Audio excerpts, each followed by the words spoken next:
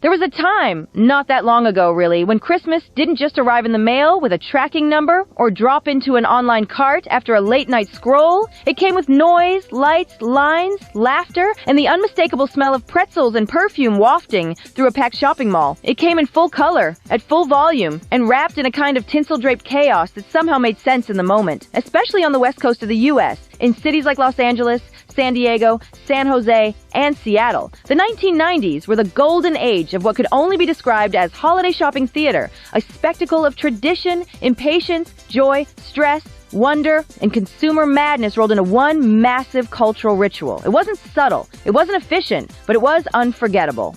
Malls weren't just retail hubs. They were social centers, playgrounds, meeting points, and cultural landmarks. They were where trends were spotted, where crushes were confessed, and where teenagers went to roam long before social media gave them an alternate universe to live in. During Christmas, that energy was turned all the way up. Decorations exploded across every surface. Escalators were flanked by plastic holly and twinkling lights. Kiosks that sold belt buckles in July were suddenly hawking ornaments and scented candles.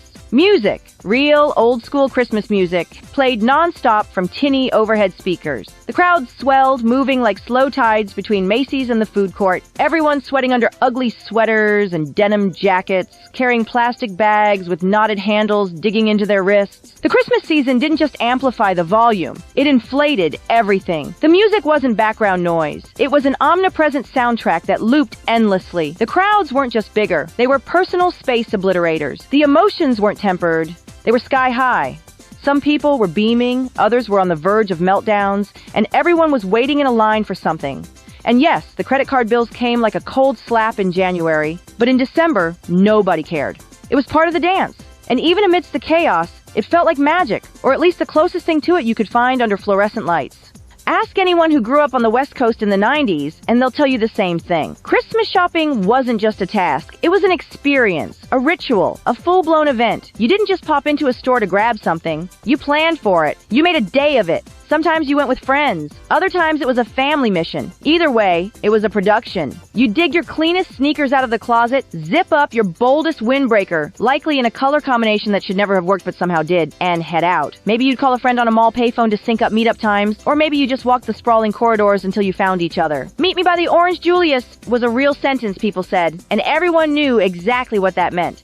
Once inside, you entered a kind of electric, surreal landscape, a fluorescent jungle packed with animatronic Santas that blinked slowly in time with piped-in Christmas music, oversized gift-wrapped boxes suspended from high ceilings like art installations, and so much garland strung across every beam, column, and railing that it looked like the entire mall had been gift-wrapped by someone with a glitter addiction. There were fake snowflakes drifting down in atriums. There were elf hats on cashiers, and free gift-wrapping stations staffed by stressed-out teenagers working holiday jobs. There were seasonal pop-up shops selling things nobody needed, but everyone suddenly had to have. And in the middle of it all, there you were, hustling for gifts, sipping on an orange smoothie, ducking into Sam Goody to check out CDs, and watching a kid have a full-blown tantrum in front of a KB Toys display. It was chaos. It was tradition. And for a lot of people, it was the best part of the season. In Southern California, shopping malls like South Coast Plaza in Costa Mesa or Westside Pavilion in Los Angeles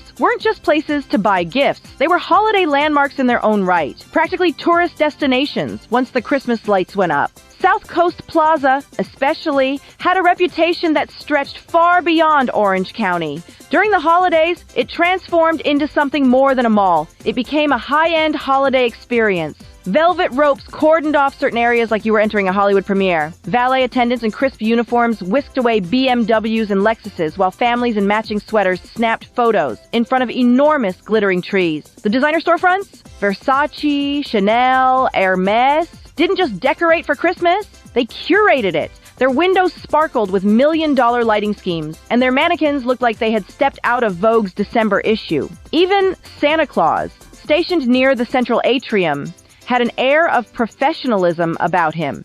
He was no ordinary mall Santa. His beard was perfectly fluffed, his suit looked tailored, and his chair had more upholstery than your grandmother's living room. This was a Santa who could just as easily offer you stock tips as ask what you wanted for Christmas.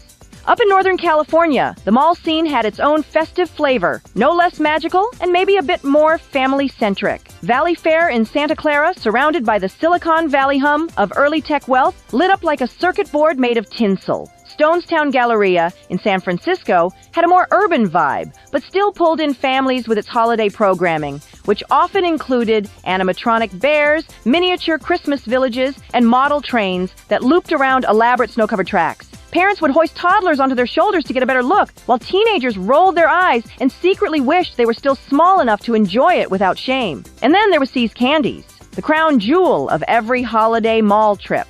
The pilgrimage to See's wasn't just about the candy, it was ritual. Your mom would scan the display cases with military focus, accept the free sample with grace, and then inevitably walk out with a decorative box of chocolates for the neighbors, plus a 1-pound brick of butterscotch squares that she would stash in the freezer behind the frozen peas, only to retrieve weeks later once the relatives had gone home. Every kid who grew up in this world has a mall story etched into their holiday memory like a line from a Christmas movie. Maybe it was the time you and your siblings were dropped off with $20 bills and told to buy something thoughtful for each family member while your parents did their own shopping elsewhere. You'd wander into Spencer's Gifts, Hot Topic, and the Disney Store, trying to stretch that crumpled 20 as far as it would go. Or maybe it was waiting in a line that stretched halfway down the mall just to sit on Santa's lap, only to freeze up when he asked what you wanted and forget every toy you'd been dreaming about for weeks. Some mall Santas were jolly and warm. Others smelled faintly of cigarettes, chewing gum, and candy canes, as if they'd just returned from a smoke break behind the food court dumpsters. Then there was always the snack debate, pleading with your parents for a cinnamon roll or a giant pretzel or a greasy slice of pizza, while your dad circled the packed parking lot again and again like a determined hawk, eyes darting, engine idling, waiting for the telltale flicker of reverse lights. Even the smells inside the mall felt like part of the season. It was a heady mix that you didn't even register at the time, but now comes flooding back in an instant. The rich, buttery scent of popcorn drifting from the movie theater lobby. The sharp sweetness of gingerbread candles on display at Bath and Body Works. The warm, yeasty aroma of soft pretzels twisting on those endless, rotating heaters. And always, always the perfume, sampled, sprayed, and lingering in the air like an invisible fog as you passed the fragrance counters at Macy's or Nordstrom. But the most distinct and unforgettable scent of all came from those seasonal kiosks that seemed to pop up out of nowhere right after Thanksgiving. They sold roasted almonds, coated in a thick, crackling shell of cinnamon and sugar. The aroma hit you like a sugar bomb as you turned a corner, and it was impossible to resist. That smell, nutty, spicy, warm, was the unofficial scent of December in any decent West Coast mall. But the magic wasn't just in the displays or the commerce. It wasn't only about the blinking lights, the enormous gift-wrapped boxes suspended from the ceiling, or the oversized candy canes flanking every escalator. The real spark came from the togetherness, even if that meant being elbow to elbow with half the zip code. All of you sweating in your fleece jackets under department store heating vents turned up too high. There was something strangely comforting about the shared chaos, the mutual eye rolls exchanged with strangers as a child screamed bloody murder over a denied Game Boy, or the silent camaraderie of adults comparing full shopping bags while waiting for a pretzel that would taste like pure salt and regret. Strangers shared smiles and checkout lines that stretched into housewares. Tired parents made light conversation with each other in the food court as their kids inhaled soggy fries. And kids, so many kids, spun in circles or danced to Rockin' Around the Christmas Tree on polished tile floors as if the season had injected sugar directly into their veins. There was an energy, a vibe, that's hard to describe unless you were actually there. It was chaotic, absolutely over the top, a little cheesy in that distinctly American way, but completely unforgettable in the best possible sense. That's not to say everyone was walking on air. Far from it. Plenty of retail workers still have lingering trauma and vivid flashbacks, brought on by the opening notes of Mariah Carey's All I Want for Christmas Is You, or the sudden smell of artificial pine. Working a mall during the holiday rush was like surviving a live-action snow globe that never settled. Sales associates were pushed to their limits, wrapping paper jammed under their fingernails, glitter embedded in their pores, and a relentless parade of customers asking if something was still on sale. And the mall Santas, those brave souls earned every cent of their seasonal paycheck. Between the endless lines of fidgeting toddlers, the occasional lap-sitting teenager looking for a laugh, and over-caffeinated parents micromanaging photo ops, it was a miracle any of them still had the will to ho-ho-ho by December 24th. Jolly wasn't a mood. It was a professional obligation, one barely held together by costume padding and sugar cookies from Mrs. Fields.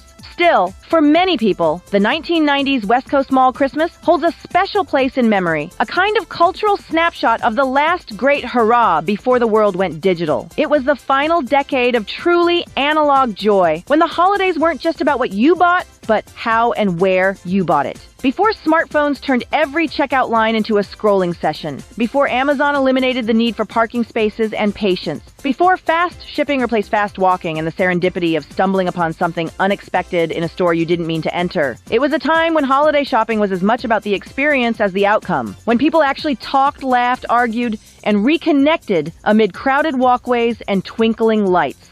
Today's holiday shopping might be smoother. It's certainly more efficient. With a few clicks, you can send a dozen gifts across the country, track them in real time, and avoid them all altogether. It's more convenient, sure. It's better for your schedule, easier on your feet, and probably better for the planet. But it doesn't smell like cinnamon roasting in the air. It doesn't let you wander into a surprise or get distracted by a novelty singing fish you didn't know you needed until it made your cousin laugh so hard he cried. It doesn't offer those little discoveries, like a forgotten toy at the back of a shelf, or a local artisan selling handmade ornaments at a seasonal kiosk. It doesn't hum with the sound of 100 conversations at once, layered over background music and the distant echo of a carousel. And maybe most importantly, it doesn't feel like a shared experience anymore. Because you can't wrap human connection in bubble wrap. You can't box up a crowd's energy. And no algorithm can replicate the strange, messy, magical vibe of a holiday mall in full swing. That kind of seasonal electricity, that crackle of chaos, cheer, and community, is hard to package in a cardboard box. Come along, let's sing, where the joy will bring. Tune into the beat, feel the magic, it's true. Channel 199X, we're here just for you.